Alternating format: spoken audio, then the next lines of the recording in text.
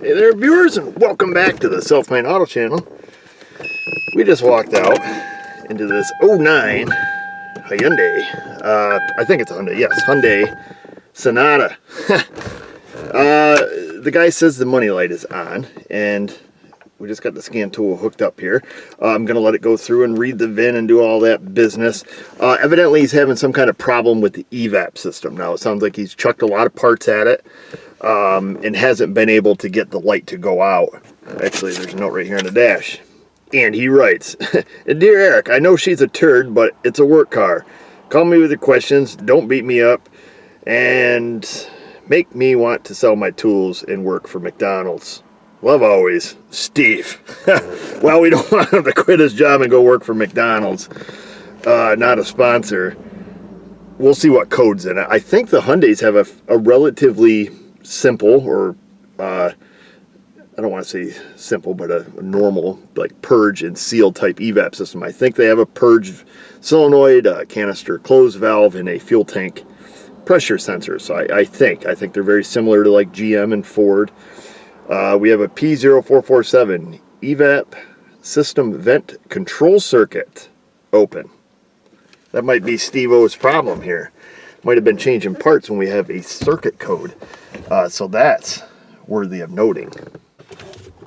I think our next step is to get the little guy inside, because there's really no sense in taking it for a test drive.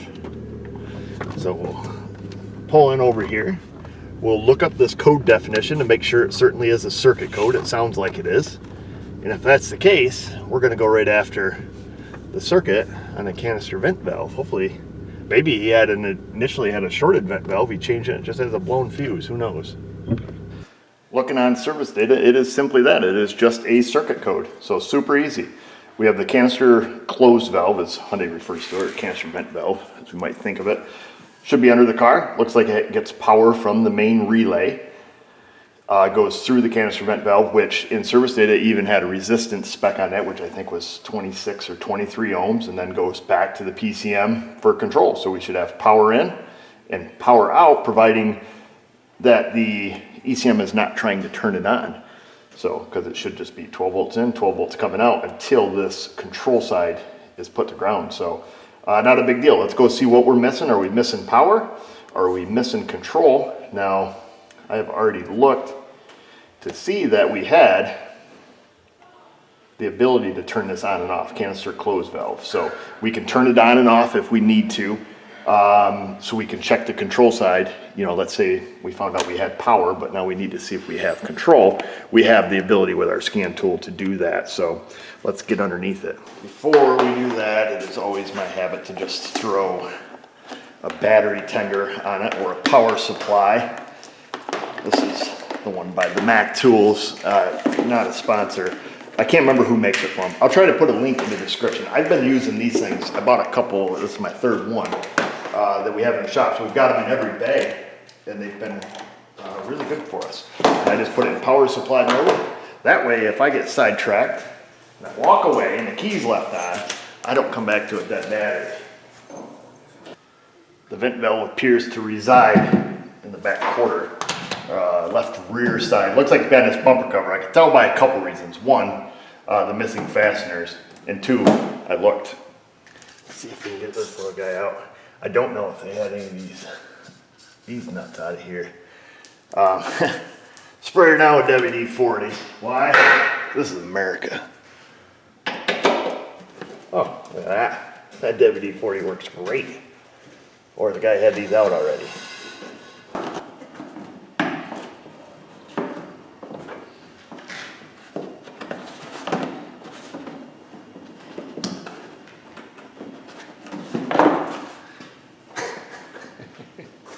I love it. I can't make this stuff up, folks. Oh my gosh. Steve. I'm almost gonna feel guilty charging you for this one. Well, clearly, that is your problem, sir. Maybe. Let's not jump to conclusions. Let's not just plug this thing in and call Steve and make him laugh on the phone. Let's check to make sure this circuit works. simply by going like this. I was going to say we can get a test light and all that stuff, but let's plug it in. Let's go get the scan tool and turn it on and off. Let's see here. All right, we're going to turn it on. Let's listen for the click. Click. Let's turn it off. Unclick. Click. Unclick.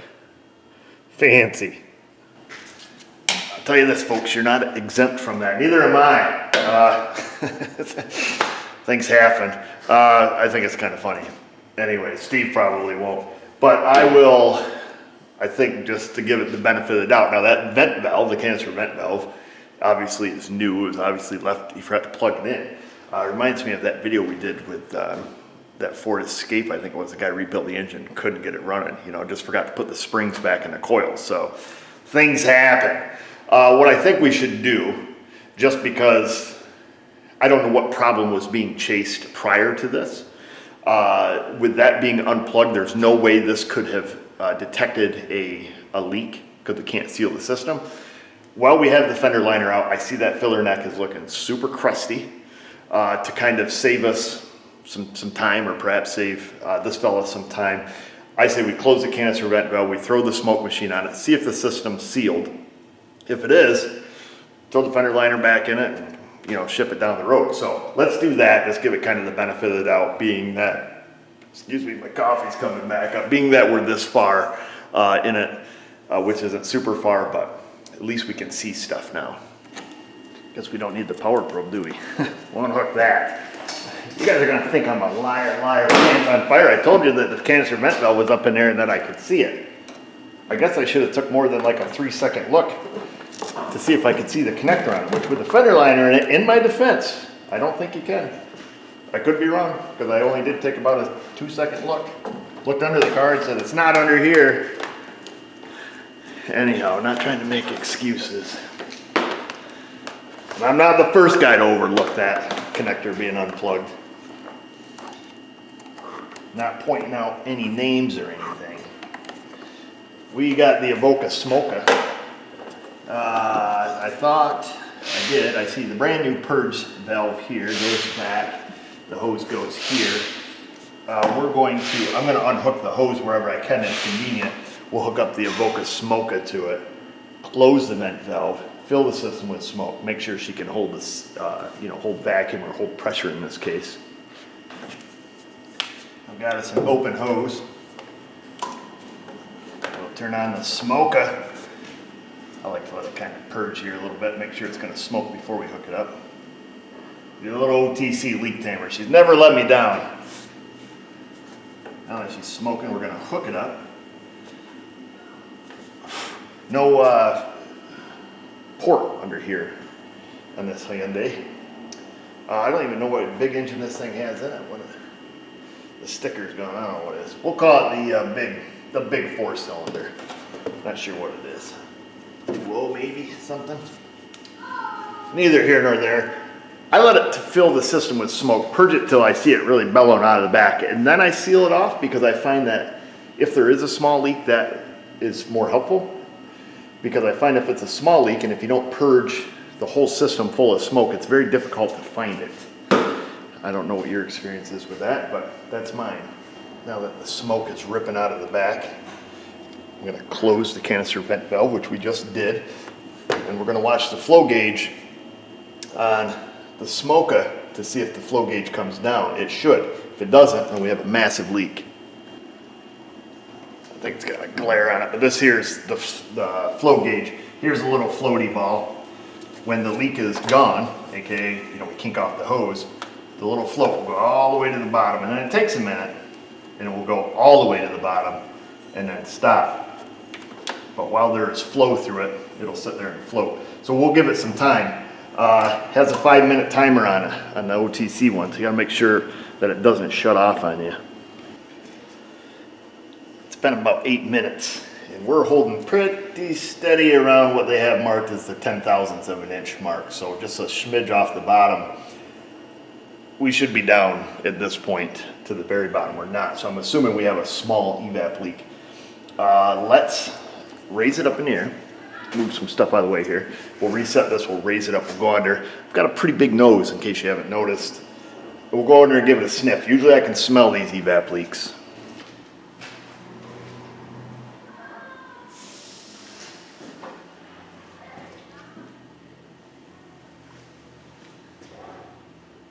So I'm smelling it mostly back here.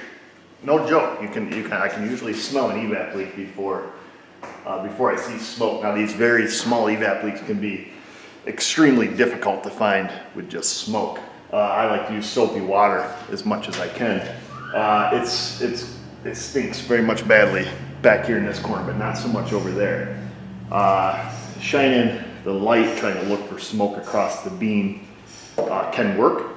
It can be pretty difficult, but sometimes what I like to do is just go for the obvious stuff. Connections, we see where this filler neck is hooked on here, or at least you will in a minute. We're gonna spray this area down, try not to touch anything. But yeah, it stinks.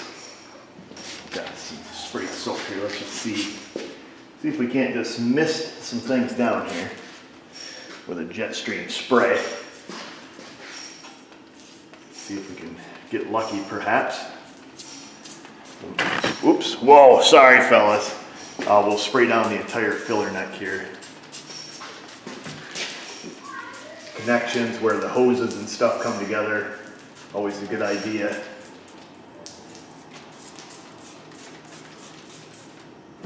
The canister itself, I don't know. Oh, I think I just heard it. I heard a whistle. Sometimes when you get water on a leak, if you don't see the suds, you'll hear it hiss, which I'm certain I just did when I walked underneath it.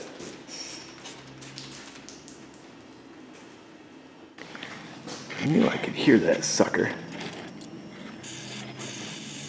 There it is. Let me see what I can do here for you. Enhance.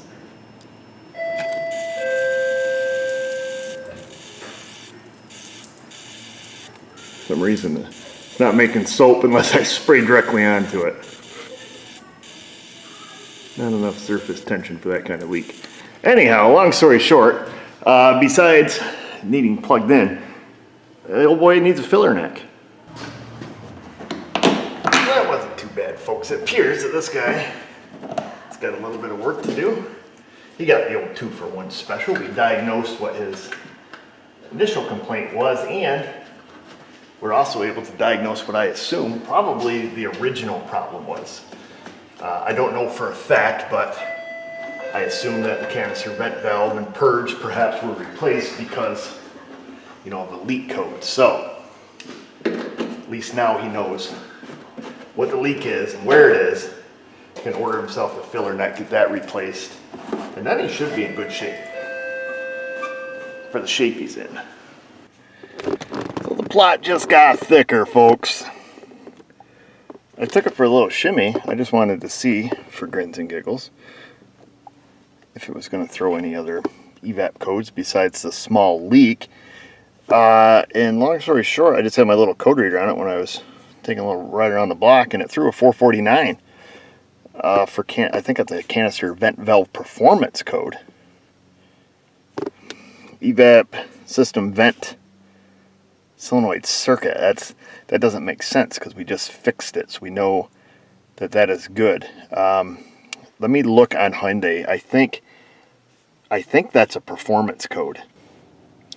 So here we are. Even though it describes just generic definition as a circuit code, we know that we already fixed the circuit, and then we had a 447. Now we got this 449.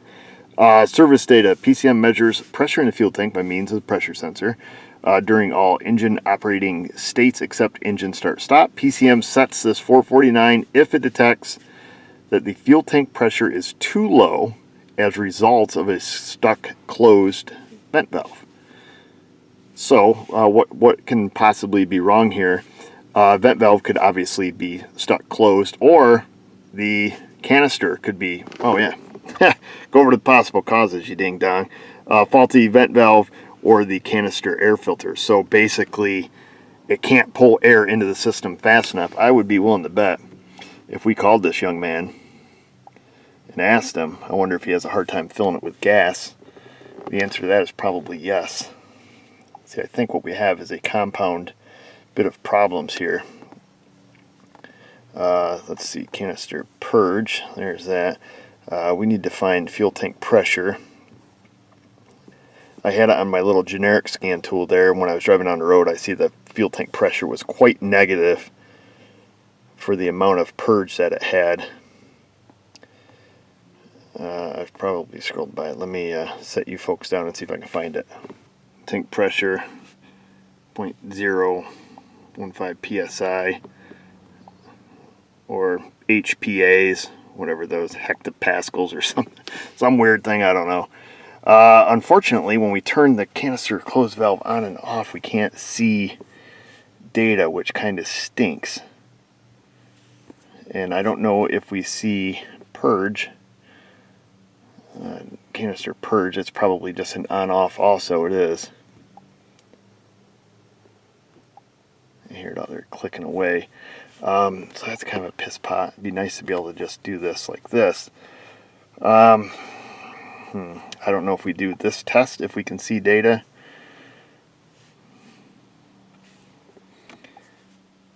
Yeah, it's because there's a code. Bummer. Let's go to plan B. This little guy right here, folks, is the EVAP vent valve. So the vent valve is over this direction. That's when we plug back in. Now it comes through this hose, through this filter, and then into the canister. So I took and unplugged the filter from the canister here, and I'm just adding on our little extension hose. It's the same hose we just used the other day to do that heater core and that whatever it was that we were working on. Now, in theory, all is well in the world. You should be able to blow on this hose and blow straight through this, like easy peasy. But watch this, watch my lips. You can hardly blow through it. You can blow through it, but it hurts. It makes my ears twinkle down here. It hurts. So with that being said, I guarantee if we call this young buck here, this car's got to be a pain in the hoo-hoo to fill up with gas, because this is the same hose that it has to vent through to fill up with gas. Now I'm wondering if we unhook this hose here, if we can blow through it. Because if we still can't blow through it, then we have a problem in our canister vent. Oh, easy. Blow on that. Ready? I could go scuba diving with that. Stick that thing up on the earth and take this hose underwater, because you can breathe through that one easy. Therefore, this filter is plugged. So you can either fix it or just bypass it, whatever you want to do. Regardless, this needs a filler neck, but I'm glad that I went that extra step, because if this guy put the filler neck on it and he came back mother effing me up and down because his light's back on, now we know. We can one-up him. Now I feel we're officially done. So 3 problems we fixed. 1, the EVAP vent valve is not plugged in. 2, it has a small leak. And 3, it's got a plugged canister vent filter. So it's no wonder he's been going rounds with this EVAP system trying to get it fixed. So that's what I'm going to suggest to him. Replace the filler neck, replace that filter, bypass it, whatever you're going to do there, and then run it through a drive cycle, see what happens.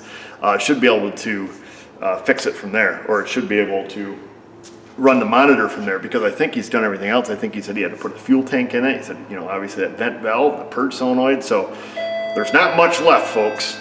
There is one thing left to do, folks, and that's for you to head on down to the comment sections. Questions, comments, criticisms, concerns, the Facebook, the Insta. And just remember, viewers, if I can do it, you can do it. Thanks for watching.